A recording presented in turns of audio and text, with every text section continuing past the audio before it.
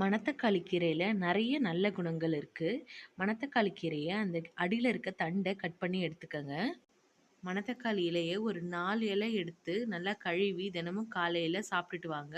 வாயில இருக்க துர்நாற்றம்லாம் குணமாகும். அதே மாதிரி இந்த இலைய எடுத்து கையில கசக்கி பாருங்க. கசக்கி பார்த்தா ஒரு மாரி சாறு மாதிரி வரும். இந்த சாற வந்து ஒரு கிளாஸ்ல கொஞ்சமா தண்ணி எடுத்துக்கோங்க. சில பேருக்கு இத மென்னு சாப்பிடலாம் பிடிக்காது இல்லையா?